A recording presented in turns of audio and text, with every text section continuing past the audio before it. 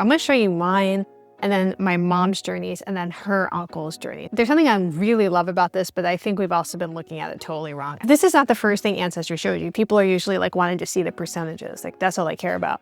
But I really want to make the argument that these ancestry regions or journeys, whether they're most important, these are going to help you figure out the migration pattern of your family story. This is all super cool. But it's like, what do you do with this, right? What do you do with this? Well, I'm going to show you what I did with it, how it's helped me to kind of go through my tree and piece some stuff together. We're global, we're cosmopolitan, we're a citizen of the world, but we don't have context for who we are. And you don't get that context without knowing your ancestors' names, their stories, where they lived, where they died. And that requires understanding history, the history of the area where they lived. Hi, I'm Danielle Romero. Thank you so much for being with me here on my channel, where we talk about American identity and family stories. And before we jump back into the video, first of all, thank you to everyone who's been contributing to my new laptop. That's fun, since this pink guy is a pride. And thank you. I just appreciate this so much. It means a lot. And if you'd like to hang out with me off of YouTube, please come on over to patreon.com/NYTN. Ancestry DNA released a new feature, and I'm going to bring you over to it on my page. And it's called Journeys, I think is what it's called, Ancestry Journeys. And it's supposed to show you the big migrations that are obvious from your DNA sample. There's something I really love about this, but I think we've also been looking at it totally wrong. I want to show you what I changed and how that opened up a ton of information for me about my family story. So I want to show it to you, and then I'm going to show you what I did with it that made all the difference. So let's hop over to that page. I'm not going to go through all the DNA percentages. I've done videos on that before, but I just want to talk about the ancestry, or it's under origins and then journey. So I'm going to show you mine and then my mom's journeys and then her uncle's journey. So it's her mom's brother. And so I only had 3, but they have a lot more because they're closer to the ancestors than I am, right? So I have an ancestor journey in Italy. This is on my dad's side. And I know that based on who it's connected to. And then these 2 are on my mom's side, East Central Louisiana Acadians, and then Nacogdoches, Texas to Natchitoches, Louisiana. That's what we're going to dive into today. But I just wanted you to see it. I'm going to click this, and then I'm going to show you my mom and my great uncles. So when you click the DNA origin journeys, it says you and other people with this journey are linked through shared ancestors. You probably have people who lived in this area for years, and maybe they still do. So it's not like you're going to have this for every background that you have, but just stuff that's very concentrated, I think is what they're doing with that. So you can see where this is, and this is going to be important later. You can see it's Texas and Louisiana. And if you scroll down, they'll tell you about, in particular, this one, ancestral journey over time. Super cool. It's going to tell you which parent it passed down from. This is super important. I'm going to be showing you how this works and why. But this is important. It's maternal, which I already knew, but that's helpful. It's also going to tell you people in your tree that have been a part of this journey. If you haven't been building a tree, this is a great time to start. This is amazing, and it helped me unlock a secret in my family that I mean, nobody has had the information for hundreds of years, and I figured it out last year using this. So here are some people in my tree. This is my great-grandmother, Lola, her father, her mother, her grandfather, her other grandfather, her other grandmother. And I want to show you now my mom's. So let's go back. And I have my mom's named kind of crazy so that she doesn't have to deal with people bothering her anymore. All right, so my mom has early Louisiana, Creoles, and African Americans as a journey. Now, she has 7 journeys. I only had 3. I had 3. She has Southwest Italy. She has East Central Louisiana Acadians. She has Ireland. She has Nacogdoches, Texas to Natchitoches, Louisiana, like I did. She also has South and Central Louisiana Creole and African Americans, and then she has another Irish one. So I want to also show you her uncle, Daniel. So he has 7 as well. And so for my mom's uncle, this is her mom's brother. Their dad was Irish, the son of Irish immigrants, and their mom was from Louisiana. So you really see that reflected. Uncle Danny got more Irish DNA than my grandmother did. But he also has Ireland, early Louisiana Creoles, African Americans. He has the Acadians like I do, Nacogdoches, Texas like I do. That's the one that has kind of stayed through, didn't get worn down or worn away when they came to me. Also has the South and Central Louisiana Creole, African Americans, Quebec French settlers, that's Louisiana heritage too, and also the Ulster, like my mom, in Ireland. Okay, so this is all super cool. But it's like, what do you do with this, right? What do you do with this? Well, I'm going to show you what I did with it, how it's helped me to kind of go through my tree and piece some stuff together. So let's get out a screen share. So I'm going to throw some stuff on the screen. What I did was I took this ancestor journey. So I knew Nacogdoches, Texas is a place that was important. My family migrated either from there to Natchitoches, Louisiana. That road is called El Camino Real. I was just doing some research like on the ancestry journey. My first tip would be to research this ancestry journey. What can you figure out about the area? They're going to give you some information on ancestry.com on this. And I was like, okay, I learned that this was a historical road, and this predates the United States of America, by the way. This is going into when we had, Spanish territory, and this road is connecting it. It's the King's Road. So I went through some of my ancestors in my tree who were either born or died in Nacogdoches, Texas. Well, there's a ton of them. I had a ton. So I'm like, okay, I know that this ancestry journey is connected to these people. And so I wanted to share one of the stories today about Maria Antonia deLa. And she was born in 1757 in Los Adayas. This is in New Spain, what is now Texas. And she died in Nacogdoches, Texas in 1798. And she's my sixth grandmother. And so there was a really cool article about her that I found. It's from the Santa Fe New Mexican, which was really exciting because New Mexico is my favorite place in the entire world. Santa Fe in particular. I love it out there. I actually got this ring out there. The guy that made it, I was able to talk to. It was really cool. Somebody had uploaded something that was really helpful on Ancestry. It was this article. It's from 1992, so it came out when I was 6 years old. And it says, root search, tracing the history of Spanish surnames. And I guess it might have been something where they were going through a bunch of them, giving the history. So they did Lara, and you can say her last name.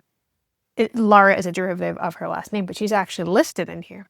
So it says genealogists can trace that the Lara family could trace its roots to the Visigoth kings who ruled the regions of Iberia during the Moorish era. And it says King Gonzalo, Lord of Lara, was the first to assume the name in AD 766. The Latin word lar means home. Lara is the 99th most common Hispanic name, and most Laras descend from ancestors in Mexico, Puerto Rico, Cuba, Dominican Republic. Now, based on my ancestry journey, I know that her story is likely coming from Mexico. What was Mexico, right? Possibly the earliest recorded mention is found in New Mexico. So Miguel de la Cruz de Lara and his wife had a daughter, and they're married there. And so what happens is this family starts spreading out. They start spreading out east.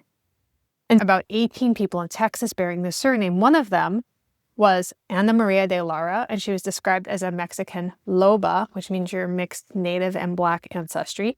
That's from the caste system, who was living alone in San Antonio, Bihar in 1782. Well, this is right where my ancestry journey is kind of pointing me to, this area.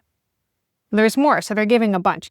But I want to jump over here. It says, Antonia de Lara, a native of Los Adayas, Louisiana, across the Sabine River from Nacogdoches, was the wife of Melchor Procella and the mother of 9 children in 1794. This is my sixth grandmother.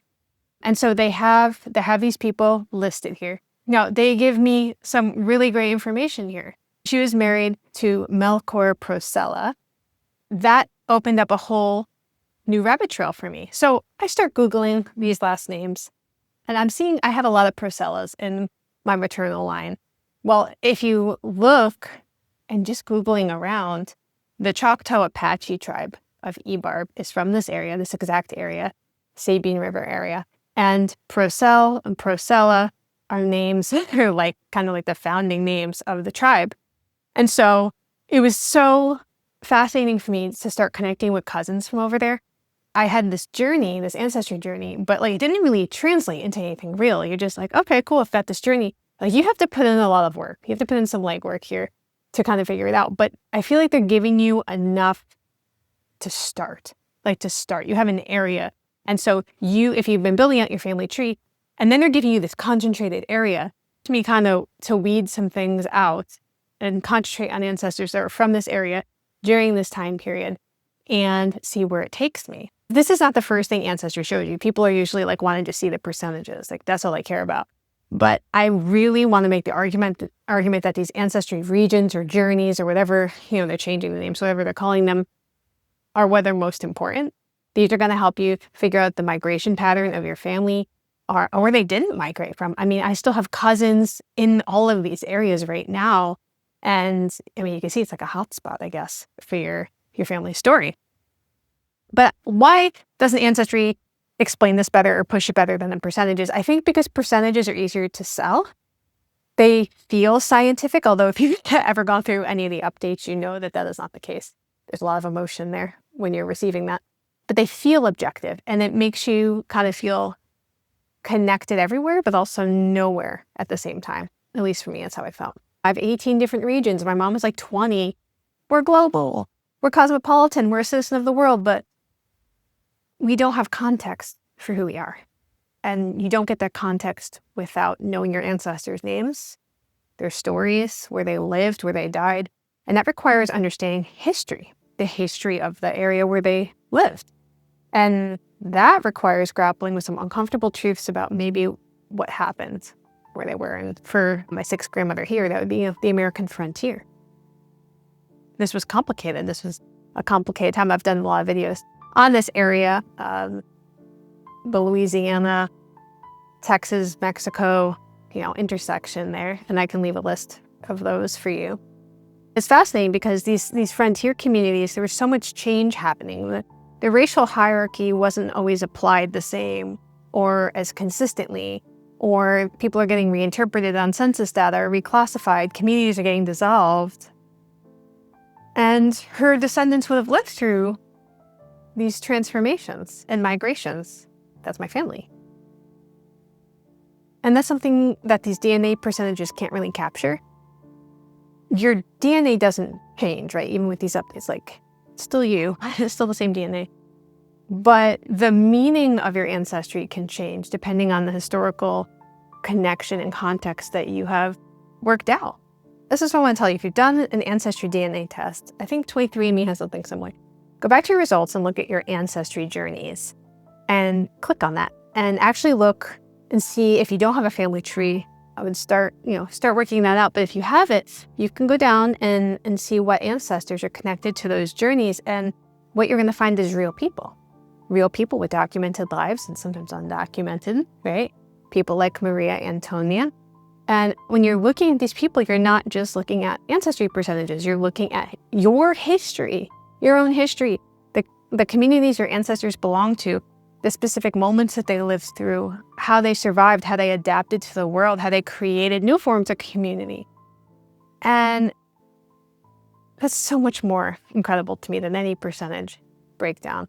So the percentages might tell you that you have African ancestry or Irish ancestry or indigenous ancestry or whatever, but these stories are going to tell you where that came from, where they lived, what community they belong to. That's the difference between knowing your ancestry and understanding your ancestry. You have to look. You have to do it.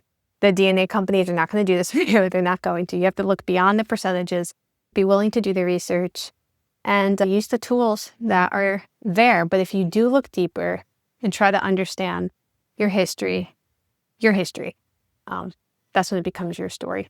And it has been so incredible for me to kind of find my connection to that tribe. I did have some poems that I wrote that are going to be published in volume 2 of the Choctaw Apache Tribe anthology coming up. So I don't know when it's actually coming out. I'll have to check.